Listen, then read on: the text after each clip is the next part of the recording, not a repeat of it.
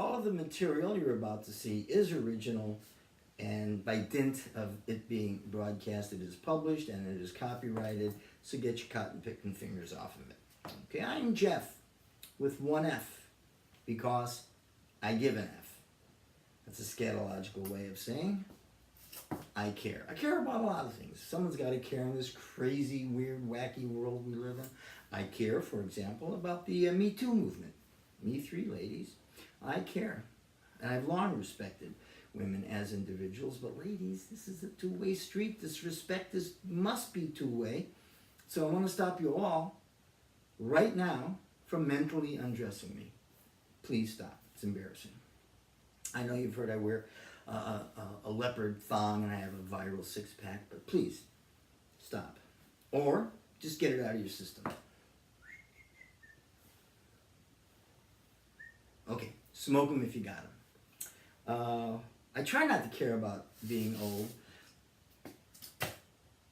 I don't want to make a thing out of it. But you do require some wisdom, and that's the cool thing. And I want to share with you right now. I have learned that you do not need a lot of money, a fancy car, and a big house to be happy. You don't. I need a lot of money to be happy, but you people look like stable, well-adjusted individuals, not easily distracted by the glitz and glamour of ephemeral status symbols. I, on the other hand, need cash and shiny stuff. Another thing about being older, the advantages we're talking about of being older, I'm sure you're looking forward to this, is to ride the bus for free. Yippee! I'm in Miami, and that's means for free you get to wait a very, very, very long time. I usually share the bus bench with mutants. No, I don't mean they're deformed. I'm so cool and they're ugly. No. I mean they think they're mutants. They think that they're X-Men and they have superhuman powers. Their human power is magnetic eyeballs, because they step off the curb and they look, I'm going to make the bus come by stepping off the curb and looking. That's right. If I look, the bus will come. If we could bring the Hubble telescope down from orbit and put it by our bus bench and look that way, past the curvature of the Earth, you would not see the bus. But they think by looking, their magneto eyeballs will suck the bus over the horizon and it will get to where we're coming. Do you have to wait a long time? Well, it depends. I'm kind of an existentialist. I mean, the bus is going to come when the bus is going to come. I mean, they even have a schedule, The number 13, when it comes. The number 3, when it comes. The number 3 southbound, when it comes. They even have a hotline you can call. Gee, I've been on the corner of Flagler and 27th for 45 minutes and there's no bus. Would you repeat that, please? Flagler.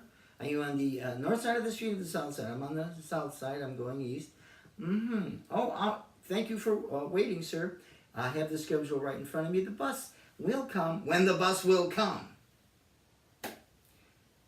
That's sort of a pessimistic existentialist point of view. There is an optimistic existential point of view, and those are the aging hippies at the bus stop, and a lot of us there. And the bus came right at the exact moment when I wanted it to come. This is when it was meant to come, and I love unicorns and rainbows.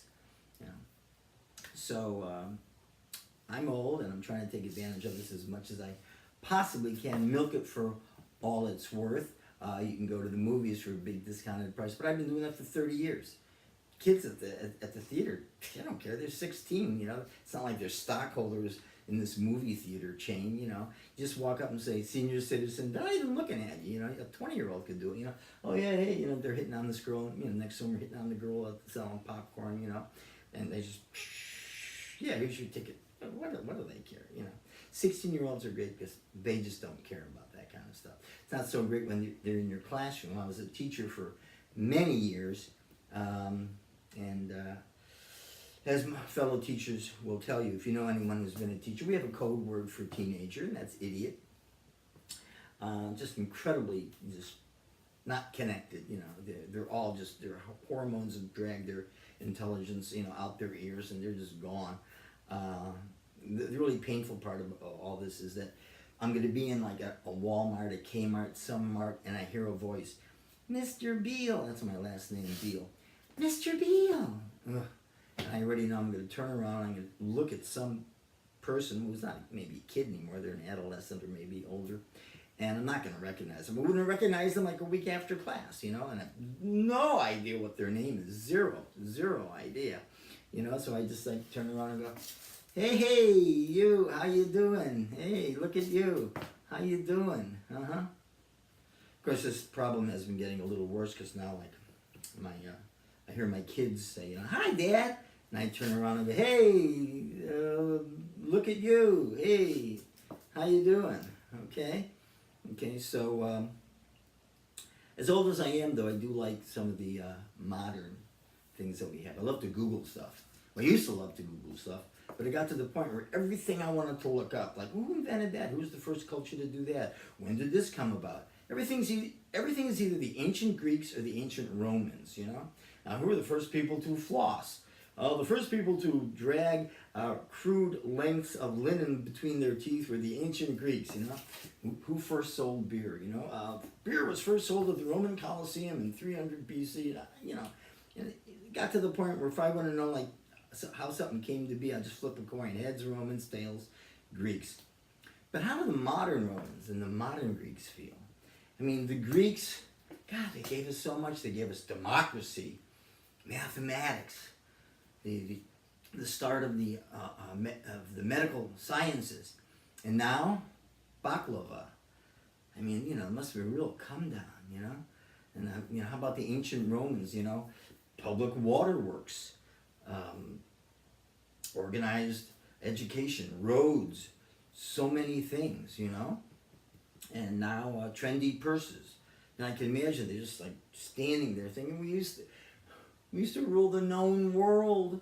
Oh, and now we're selling fashion accessories. Someone shoot me. You know, so the Greeks and the Romans, you know, need a little more practice. You know, get their game back up, you know. So, well, that's enough for the first episode of Jeff with one F. Tell your friends. Have a nice day.